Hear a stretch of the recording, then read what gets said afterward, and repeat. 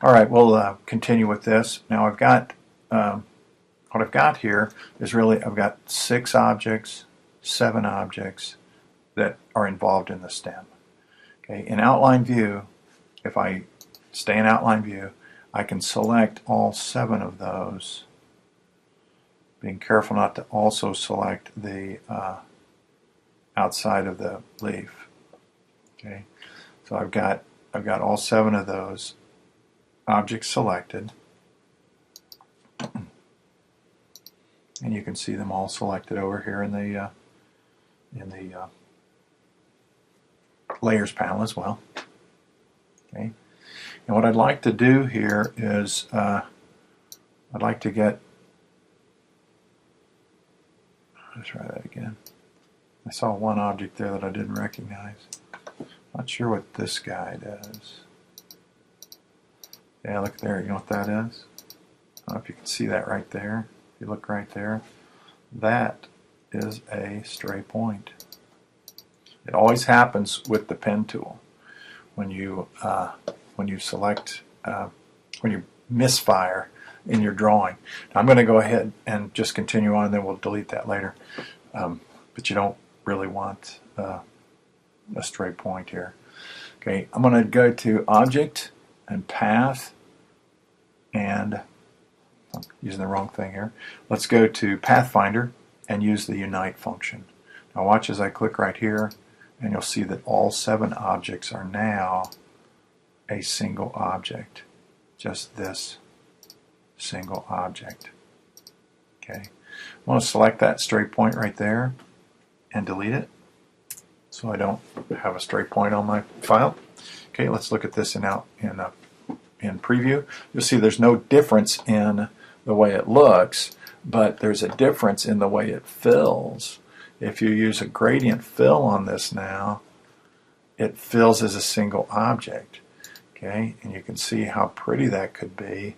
Now obviously black and white's probably not the choice, but if I went, say, dark green to yellow green, that might look pretty nice. So I'll take my dark green and I'll replace the black over here. Remember, then you just click, and then maybe for the white, instead of white, let's use maybe this same pale green that I used for the leaf color. And now you can see how that might look pretty nice. If I take my gradient tool and go this way, it can look pretty nice as it sort of fades into the background. Now, that was just my first try, but you can get that so it looks really pretty. Okay, you can extend, you can move your annotator. Remember, you can even rotate the end of the annotator if you'd like for it to go in a slightly different direction. Get a little more green down here. Okay, pretty neat the way that works in there. Now, you can also take the same leaf that you used before, instead of just a solid color, maybe fill it with that same gradient. See, it's right there ready to go. Gradient, that little bar is last fill used, last gradient used, and then none. And so I'm going to fill it with that same gradient, and I can run the annotator in a different direction.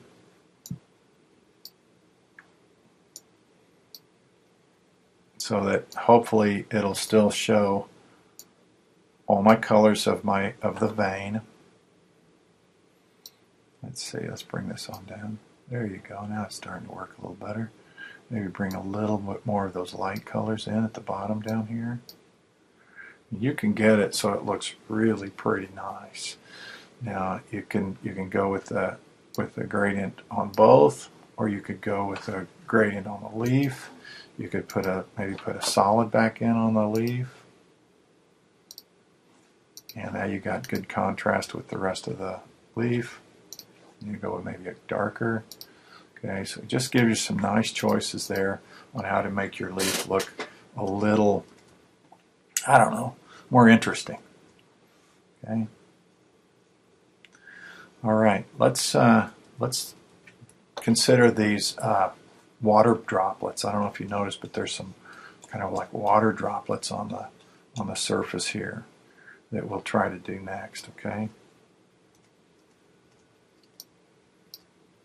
zooming in and out here, using all the different functions that we do. Here's a way to make the ellipse. I've got my ellipse tool ready, and how to make the water droplet. I've got the dark green there from the stem that I just filled. And again, you could do a gradient for the stem, or you can do something like this. You could even use a radial gradient on this leaf if you wanted to, and make the center of it way over here, so the color would swirl around the outside of the leaf.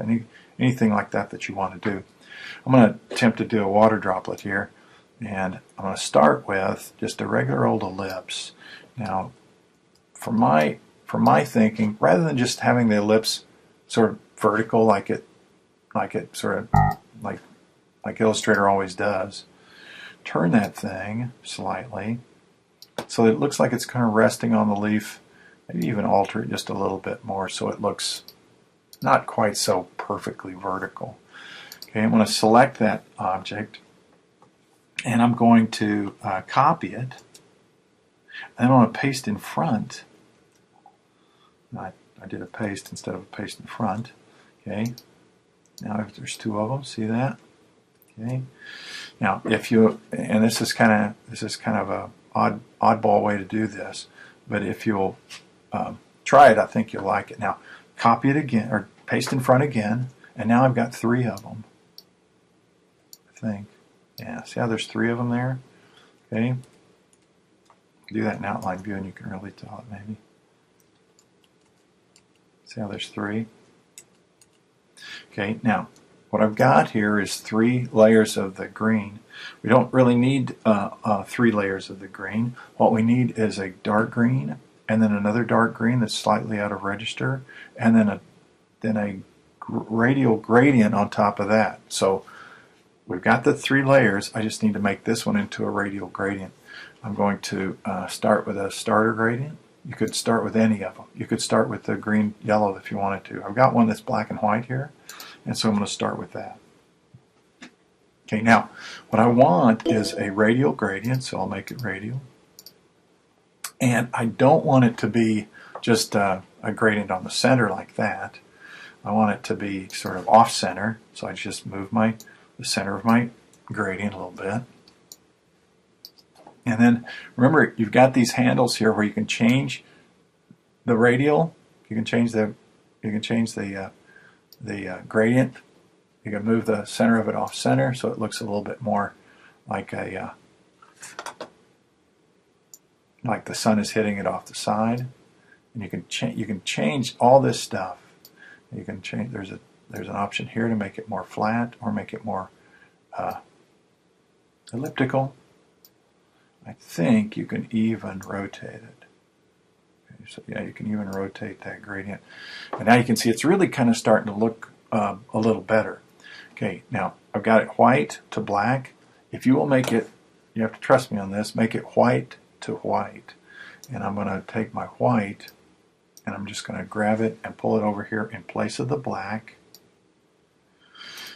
And you'll see it change to white, but if you will change the opacity so that it's white to transparent white, and you'll start to see kind of how that can look a little bit more like a reflection.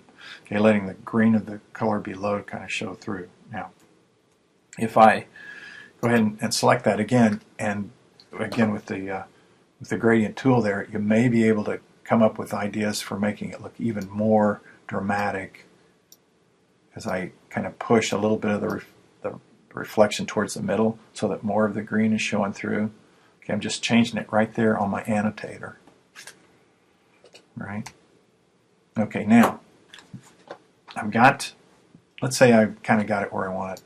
A lot of times maybe I'll just move it a little off to the side here, a little bit like that. Okay, and that's looking pretty good. Okay, now what I want to do is I want to select that layer that's on the very bottom of these 3. Okay, look at my layers panel here, and you can see there's the white to white or fade to white gradient. There's the layer right below it. I want this one selected, and I'll move it off center just a little bit. I just used one tap of the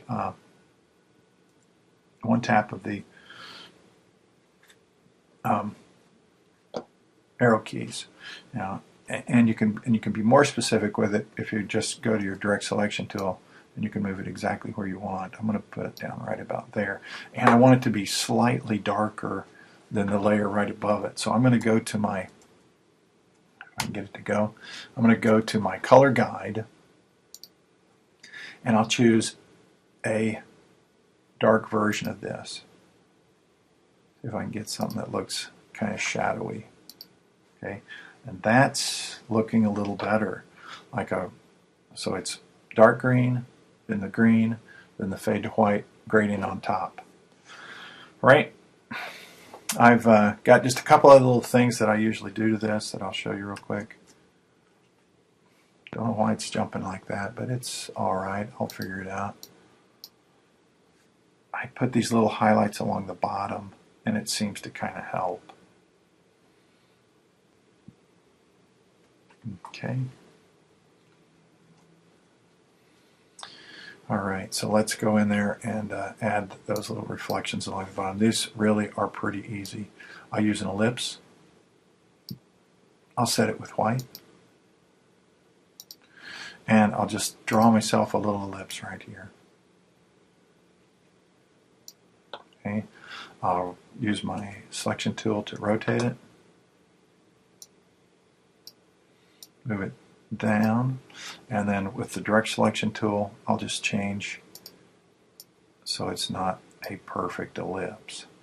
Again, by kind of changing it in subtle ways here, it'll look more like a reflection on the surface of the water droplet than if I just leave it a simple ellipse. I'll change the transparency, not that much, maybe 70. That looks pretty good. And then take another ellipse and just add another one right up here. Maybe rotate it just a little bit. Selection tool. Maybe stretch it a bit and make it 70%. And that's how I make a water droplet that looks kind of like a water droplet. Okay. If I zoom out, you can see it looks actually pretty realistic. Okay, let's zoom back in. Now, to use that to make the second copy, I'll just go to my outline view, and I'll select all the parts of it. Or outline view, I don't have to lock anything or isolate anything. I just drag this up and put it in a different location on the leaf, and then maybe just rotate it a bit. Again, by rotating it just slightly, you will make it look so it doesn't look quite like you just copied it. Oops, and I forgot to make the copy, didn't I? Let's select it all, and then this time I'll hold the Option key down. Make it a little smaller, a little different shape. And you can see how you can make it look kind of like a water droplet. Now I'm going to have to stop here actually because it's class time. So I'm going to stop, and next time I'll have this ready to put